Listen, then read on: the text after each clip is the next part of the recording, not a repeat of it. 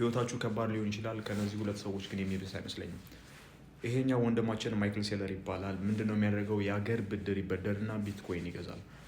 ቢትኮይን አፕሪሺየት ሲያደርግ የእሱ ድርጅት ላይ ሼር ኢሹ ያደርጋል። በዛ ነው ሜክ መኒ የሚያደርጉት። ከረንትሊ ቢትኮይን በጣም እየወረደ ነው እና እሱ የገዛበት አቬሬጅ ፕራይስ ደግሞ 75 አካባቢ ነው። ቢትኮይን አሁን ወደ 60 ሺህ አካባቢ ነው።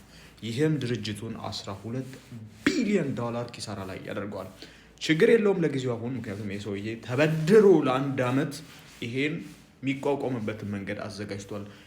የቢትኮይን ፕራይስን ከ1 ዓመት በላይ ወደ ታች የሚያደርግ ከሆነ በግዴታ እንዲሸጥ ይገደዳል።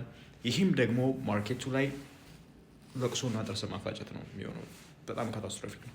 በዚህ በኩል ያለው ወንድማችን ሲጀመርም ከኪሳራ ነው የጀመረው። እሱ ደግሞ ምንድነው የሚያደርገው? ሁለተኛውን ክሪፕቶ ከረንሲ ኤቴሪየም ሆልድ የሚያደርግ ሲሆን የሚያደርግበት ምክንያት ያው ኢቴሪየም ለወደፊት ይጠቅማል ምናምን ብሎ ስለሚያስብ ነው። ከረንትሊ $6 ቢሊዮን ኪሳራ ላይ ነው ያለው። በሱ ለ1 ዓመት የተዘጋጀ ምናምን የሚባል ሪፖርት የለም። which is very እዚህኛው ላይ ነገር ይብሳል እና ማርኬቱ በዚህ ከቀጠለ እሱ በግዴታ እንዲሸጥ ይደረጋል። ይሄ very ለቅሶና ስማች ፋጨት ነው የሚሆነው። ህይወታችሁ ከባድ ሊሆን ይችላል። ከእነዚህ ሰዎች ግን የሚብስ አይመስለኝም። ኮሜንት ላይ ንገሩኝ።